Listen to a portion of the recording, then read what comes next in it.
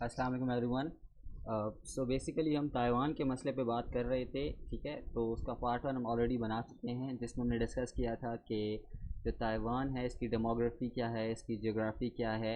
उसके बाद हमने डिस्कस किया था कि चाइना और ताइवान का जो मसला है इसकी बैकग्राउंड्स क्या हैं, इसकी ओरिजिन ऑफ द कॉन्फ्लिक्ट वगैरह क्या है, हमने वो सारा डिस्कस किया था।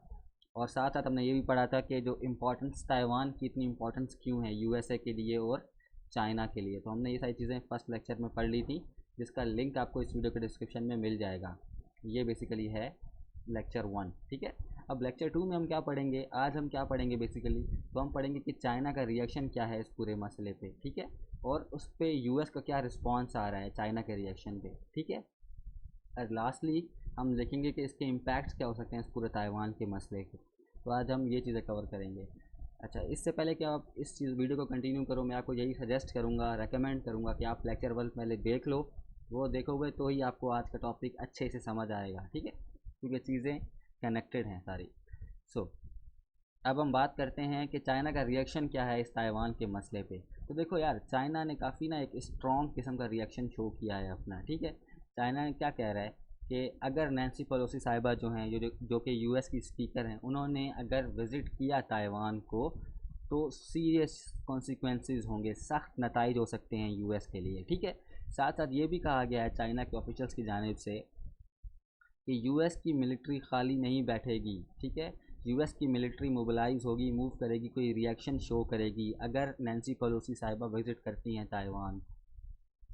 अब आप कह रहे होगे ये तो चलो सिर्फ बातें हैं, ये तो उन्होंने बात कर दी है तो क्या हो गया इससे। लेकिन मैं आपको एक चीज़ यहाँ पे बताना चाहता हूँ कि देखो, इंटरनेशनल अरीना में ना आप क्या बात करते हो, आप कौन से वर्ड्स का चुनाव करते हो, बहुत मैटर करता है। हर कंट्रीज़ में आपके पास थिंक टैंक्स होते हैं, ठीक है। वो इन चीज़ों को इवेल्युएट कर रहे होते हैं कि किसी भी ऑफिशियल ने क्या बात बोली है, उसने किस तरह के वर्ड्स इस्तेमाल किए हैं, ठीक है। उससे प्रॉपर वो एवेल्यूएशंस होती हैं, उससे आपकी जो है वो पॉलिसीज़ बनती हैं, सारा कुछ होता है, ठीक है। तो इसलिए इंटरनेशनल अरीना में आप जो हो काफ़ी इन डेकोरम को, इन चीज़ों का ख्याल करते हो, ठीक है।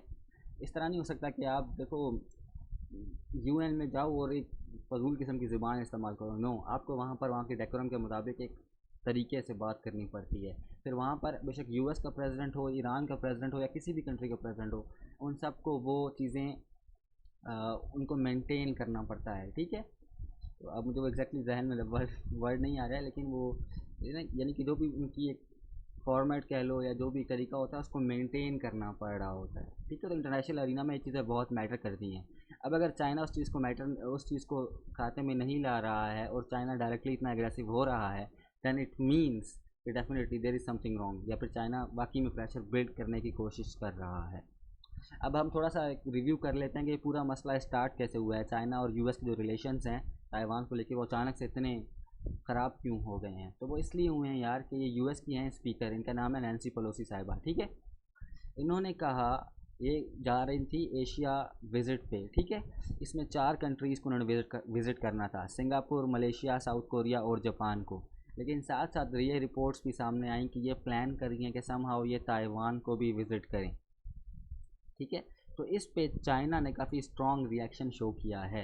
And by the way, Nancy Pelosi साहिबा संडे से इस विज़िट पर निकल चुकी हैं। अभी जिस टाइम पर मैं वीडियो बना रहा हूँ ये सिंगापुर में मौजूद हैं, ठीक है। सो ये इस विज़िट पे आई हैं और इसमें कह रहे हैं, रिपोर्ट से आ रही हैं कि ये ताइवान को भी विज़िट करेंगी। अब इस पे चाइना काफ़ी स्ट्रॉन्ग रिएक्शन शो कर रहा है। उसकी एक वजह यह है कि यार देखो, अगर आप यूएस की बात करो ना तो यूएस में अगर आप देखो एज ए नंबरिंग वाइज, तो सबसे स्ट्रॉन्ग जो कुर्सी या फिर जो अथॉरिटी होती है वो यूएस प्रेसिडेंट की होती है, ठीक है। नंबर 2 पे होती है यूएस की वाइस प्रेसिडेंट, इस टाइम पे तो कमाला हारिस हैं। और नंबर 3 पर होती हैं स्पीकर वहाँ की, या होते हैं वहाँ के स्पीकर। इस तरह पोजीशंस हैं। तो अगर यूएस की स्पीकर विज़िट कर रही हैं ताइवान को तो एक बहुत बड़ी बात है, बहुत बड़ी डेवलपमेंट है। इस वजह से चाइना काफ़ी एग्रेसिव हो रहा है इस विज़िट को लेकर, ठीक है। तो आई होप आपको ये पॉइंट समझ आ गया होगा कि ये ओरिजिन है इस टाइम पे इस मसले की। नाउ, अब चाइना जो इतना एग्रेसिव हो रहा है इस पे यूएस का क्या रिस्पॉन्स है। देखो यार, यूएस, एक तो ये कि यूएस ने चाइना को वार्न किया है कि आप इतना ओवर रिएक्ट मत करो, आप कुछ ज़्यादा ही चीज़ों को फील कर रहे हो, कुछ ज़्यादा ही रिएक्ट कर रहे हो, हालांकि कोई इतनी बड़ी बात नहीं है, ठीक है। ये यूएस ने चाइना को बोला है। साथ साथ जो यूएस की इंटेलिजेंस है उन्होंने जो बाइडन साहब को बोला था कि यार आप जो हो ना नैन्सी पेलोसी साहिबा को समझाने की कोशिश करो कि ना जाएं वो इस टाइम पे, ठीक है। लेकिन जो बाइडन साहब ने नैन्सी पेलोसी साहिबा को समझाया, लेकिन अभी तक उसकी आउटकम का पता नहीं है कि वो विजिट करेंगी या नहीं करेंगी। गॉड नोज़ व्हाट हैपन्स, ठीक है। तो अभी तक ये भी रिएक्शन रहा है यूएस की साइड से नैन्सी पेलोसी साहिबा को समझाने के बारे में। नंबर थर्ड कि यूएस ने शुरू कर दिया है जो अपनी उनकी जो ट्रूप्स डिप्लॉयड हैं चाइना के करीब करीब रीजन्स में, उनको मोबिलाइज़ किया है एक तो, ठीक है। और साथ साथ यूएस ने मॉनिटर करना शुरू कर दिया है चाइना की मिलिट्री को उस पूरे रीजन में। अब इसको समझने के लिए आपको ये चीज़ समझनी पड़ेगी कि देखो, अब सबसे पहले मैप की बात कर लेते हैं। देखो यार, यूएस की अगर हम प्रेजेंस की बात करें ना, तो ये है आपके पास जापान। जापान में यूएस की बेसिस हैं, यूएस की ट्रूप्स वहाँ पर बाकायदा खड़े हैं, डिप्लॉयड हैं, ठीक है, जापान में। इसी तरह से साउथ कोरिया में भी यूएस के ट्रूप्स ऑन ग्राउंड मौजूद हैं। तो आप देख लो कि यूएस कितना करीब है चाइना के, ठीक है। सेकेंडली, साउथ चाइना सी में एक स्ट्रॉन्ग प्रेजेंस है यूएस की, यूएस नेवी की स्ट्रॉन्ग प्रेजेंस है। तो समझ रहे हो, यानी कि जापान में भी यूएस मौजूद है, कोरिया में भी मौजूद है, इन जगहों पर भी मौजूद है। अब यूएस ने क्या किया है, यूएस ने एक तो अपने ट्रूप्स को मोबिलाइज कराया है यहाँ पर, ताकि वो नैन्सी पेलोसी साहिबा की, आप कह सकते हो कि उनको प्रोटेक्शन दे सकें, सही है। और साथ साथ वो चाइनीज़ मिलिट्री की भी यहाँ पर मूवमेंट्स को मॉनिटर कर रहे हैं। और साथ साथ ही चाइना ने अपनी एक्सरसाइजेस भी शुरू कर दी हैं साउथ चाइना सी में इसके आसपास, ठीक है। तो आप देख रहे हो कि काफ़ी दुनिया की दो स्ट्रॉन्गेस्ट कंट्रीज़ जो हैं वो आपस में आमने सामने आ रहे हैं एक विज़िट को लेकर। अच्छा, ये मैंने बाय द वे एक लिंक शेयर किया है, यहाँ से आप पढ़ भी सकते हो कि इस टाइम पे कितने ट्रूप्स यूएस के स्टेशन हैं जापान में और कितना उनका बजट वगैरह है, सारा कुछ आप यहाँ से पढ़ लेना। तो ये सिचुएशन है नाउ। अब अगर हम बात करते हैं कि भाई वाई चाइना इतना एग्रेसिव क्यों है इस टाइम पे, तो उसकी दो तीन वजूहत हैं, ठीक है। एक तो मैंने आपको बताया कि जो नैन्सी पेलोसी साहिबा हैं वो काफ़ी, आप कह सकते हो कि ना, एक बड़ा नाम है, एक बड़ी अथॉरिटी हैं यूएस की। तो उनका ताइवान को विज़िट करना ये एक बहुत बड़ा इशू है चाइना के लिए, ठीक है।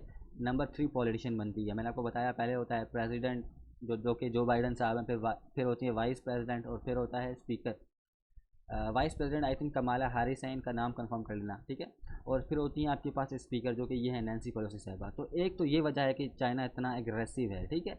सेकेंडली, जो दूसरा पॉइंट है वो दूसरा ये है कि नैन्सी पेलोसी साहिबा का खुद इनका विज़िट बहुत बड़ा एक मसला है चाइना के लिए, क्योंकि नैन्सी पेलोसी साहिबा 1980s, late 1980s, late 1990s में ना एक काफ़ी क्रिटिक रही हैं चाइना की, यानी कि वो चाइना को काफ़ी क्रिटिसाइज़ करती हैं उनकी ह्यूमन राइट अब्यूज़ को लेकर और भी बाकी चीज़ों को लेकर। तो यानी कि काफ़ी वोकल हैं चाइना को क्रिटिसाइज़ करने में।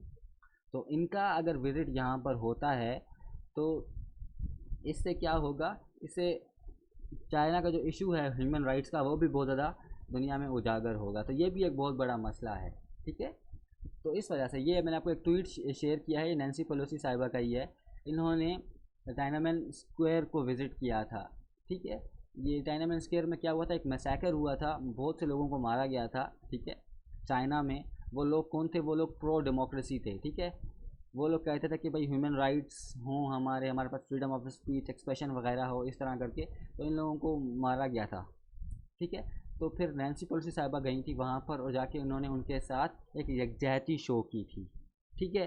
तो इस वजह से भी ना यूएस काफ़ी एग्रेसिव है, सॉरी यूएस कह रहा हूँ, चाइना इस वजह से भी काफ़ी एग्रेसिव भी है और डिफेंसिव भी हुआ है इस टाइम पे इनके विज़िट को लेकर, क्योंकि इनका पास्ट भी ऐसा रहा है कि वे बहुत क्रिटिक रही हैं चाइना की। और साथ साथ उन्होंने हमेशा से डेमोक्रेसी को, ह्यूमन राइट्स को, freedom of expression, freedom of speech वगैरह को सपोर्ट करने की बात की है। सो ये भी एक वजह है कि चाइना इस टाइम पे बहुत ज़्यादा एग्रेसिव हो रहा है इनके विज़िट को लेकर, क्योंकि पहले तो एक आम सी, मतलब आप कह सकते हो शायद सेनेटर हों उस टाइम पे या कुछ, लेकिन अब एज ए स्पीकर जा रही हैं यूएस की। तो एक ये बहुत बड़ी बात बन जाती है, ठीक है। एक और जो वजह क्या है कि चाइना जानबूझकर भी ना इस चीज़ को बहुत ज़्यादा उठा रहा है, इस मसले को, यूएस के विज़िट को, नैन्सी पेलोसी साहिबा की विज़िट को। क्यों? क्योंकि देखो, जब से कोविड आया है ना, उसके बाद से जो प्रेसिडेंट शी हैं, चाइना के जो प्रेसिडेंट हैं, उनकी जो पॉपुलैरिटी का ग्राफ है उसमें डिक्लाइन आया है। तो अब वो क्या कर रहे हैं, अब वो नेशनलिस्ट वोटर्स को अपील कर रहे हैं। ऑल्दो वहाँ पर डेमोक्रेटिक सेटअप नहीं है, लेकिन स्टिल वो अपनी पॉपुलैरिटी को बढ़ाने के लिए भी इस तरह से ऐसा पोस्टर, ऐसा एक किस्म का इमेज क्रिएट कर रहे हैं जिससे हम अपने वो लोगों को अपनी तरफ अट्रैक्ट कर सकें। ठीक है। और अब ये मैं नहीं कह रहा हूँ, ये डिफरेंट वो कह रहे हैं, आप कह सकते हो कि जो पॉलिटिकल थिंकर्स हैं वो कह रहे हैं। ठीक है। सो ये 3-4 वजूहत है जिसकी वजह से चाइना इतना अग्रेसिव हुआ है। सही, ठीक हो गया। अब हम बात कर लेते हैं कंक्लूजन की। तो अगर हम इस चीज़ का एनालिसिस करें तो यार देखो, एक तो ये वाकई में जो विज़िट है नैन्सी पेलोसी साहिबा का, ये बहुत ही एक इल टाइम पे हो रहा है, इल प्लान्ड विज़िट है। ठीक है, आप ऐसे नहीं करो ना, मतलब आप ऐसे करोगे तो ऑफकोर्स आप जानबूझ के इंस्टिगेट कर रहे हो चाइना को। एक तो इसका मसला ये है। अब अगर इस केस में खुदा न खास्ता गॉड फॉरबिड कोई मसला हो जाता है, तो ऑलरेडी रशिया और यूक्रेन की वजह से दुनिया की जो इकोनॉमी है, फूड सप्लाईज़ हैं, वो काफ़ी डाउन हो गए हैं। अब अगर इस केस में दुनिया के दो बड़े कंट्रीज़ आपस में उलझ पड़ते हैं, अगर आप क्या मिलिट्री के तौर पे नहीं लेकिन किसी और तरह से भी, ठीक है, तो उसका डायरेक्ट एक इम्पैक्ट आएगा दुनिया की जीडीपी में, दुनिया की इकोनॉमी में। और अगर दुनिया की इकोनॉमी में आएगी तो थर्ड वर्ल्ड कंट्रीज़ जो हैं, और उसमें भी फिर जो हमारे जैसे कंट्रीज हैं जो स्ट्रगल कर रहे हैं बैलेंस ऑफ पेमेंट के क्राइसिस को लेकर और बाकी चीज़ों को लेकर, उनके लिए बहुत बड़ा मसला हो जाएगा। ठीक है। तो ये एक इम्पैक्ट है इसका बहुत ज़्यादा। आई होप आपको मेरा पॉइंट ये समझ आ रहा होगा। और दूसरा यार देखो, इसका एक और पॉइंट ये भी है कि चाइना इस टाइम पे अफोर्ड कर भी नहीं सकता कि चाइना जो है वो एक एग्रेसिव पोस्टर ज़्यादा देर के लिए ले सके। ठीक है, वो यूएस को क्रिटिसाइज़ कर सके, यूएस के ख़िलाफ़ अपनी आर्मी यूज़ कर सके। उसकी वजह क्या है, उसकी वजह ये है कि यार ये मेरी अपनी थिंकिंग है कि अगर आप हिस्ट्री उठा के देख लो, मतलब ज़्यादा पीछे ना जाओ, अभी रिसेंट पास्ट की बात देख लो कि चाइना ने जहाँ जहाँ पे भी अपना इन्फ्लुएंस बढ़ाया है ना, वो चाइना ने अपनी हार्ड पावर यूज़ नहीं की। चाइना ने वहाँ पर आर्म्स या ट्रूप्स डिप्लॉय नहीं किए, रैदर चाइना ने वहाँ पर अपनी सॉफ्ट डिप्लोमेसी यूज़ की है, सॉफ्ट पावर यूज़ की है। सॉफ्ट पावर कैसे, कि भाई वहाँ पर इन्वेस्टमेंट्स कर दिए, ठीक है, उनको लोन वगैरह दे दिए। तो चाइना इस चीज़ पे मूव करता है, इस चीज़ पे बिलीव करता है। उनका एक जो फॉरेन पॉलिसी है उसका एक बहुत बड़ा पिलर है पीसफुल राइज, कि हमने पीसफुली राइज करना है। ठीक है, हमने कोई लड़ाई नहीं करनी, किसी के साथ कॉन्फ्लिक्ट में नहीं आना, रैदर हमने पीसफुली राइज करना है। तो इस वजह से भी आप कह सकते हो कि ये बातें या इस तरह एग्रेसिव होना ये चाइना के अपने फ़ायदे में भी नहीं है, क्योंकि चाइना इस टाइम पे एक बहुत बड़ा गेम चेंजर प्रोजेक्ट दुनिया में लेकर आया हुआ है और उस पर काम कर रहा है, दैट इज़ ओबोर। ठीक है। So this is what I think, ये चीज़ें पॉसिबिलिटी नहीं है, ये जस्ट एक ये मेरा कंक्लूजन है, ये मेरा एक एनालिसिस है। आप इससे एग्री कर सकते हैं, आप इससे डिसएग्री कर सकते हैं, आपकी अपनी ओपिनियंस हैं, आप अपने पॉइंट ऑफ व्यू से कह रहे होंगे। ठीक है। Having said that, if you have any confusions और questions, please let me know in the comment sections, I will try to answer as soon as possible. और कोई भी मसला है, कोई गलती हो गई हो मेरे से, तो उसके लिए भी माजरत।